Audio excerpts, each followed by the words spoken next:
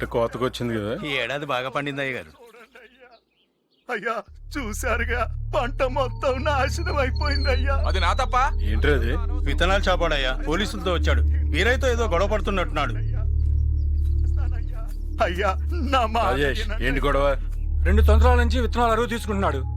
పదే అడిగినా బాకీ తీర్చడలేదు సార్. మీ బాకీ ఎలాగైనా తీర్చేస్తానయ్యా, మీ కాళ్ళు పట్టుకుంటానయ్యా. వేరే నీ చేతులు కడుపుకు అన్నం పెట్టాలి గాని వాళ్ళ కాళ్ళు పట్టుకోకూడదు. తీరుస్తానంటున్నాడుగా, కాస్త ఆగండి. కుదరదండి. ఈ రోజు అటో ఇటో తేలిపోవాల్సిందే. అయితే డబ్బు లేదా పొలం. ఈ రైతుల్ని నమ్మి మోసపోయింది చాలండి. ఎవరిని నమ్మావు? ఎవరు మోసం చేసింది? నమ్మి మోసపోయేది రైతులు. నువ్విచ్చే విత్తనాలు నాణ్యమైనవా కాదా అని ఆలోచించకుండా నిన్ను నమ్మి మోసపోతాడు. రావాల్సిన టైంకి వర్షం వస్తుందని ప్రకృతిని నమ్మి మోసపోతాడు. అంతో ఇంతో పంట చేతికొస్తే దళారీలు నమ్మి మోసపోతాడు. ఇలా అడుగడుగున నమ్మకంతో ముందుకెళ్లి మోసపోయేది రైతు. ఇన్నిసార్లు మోసపోతున్నానని పంటే వేయడం మానేస్తే తినటానికి గడ్డి కూడా దొరకదు. రైతుని అవమానిస్తే నీ తండ్రిని అవమానించినట్టు, రైతుని అనుమానిస్తే నీ తల్లినే అనుమానించినట్టు.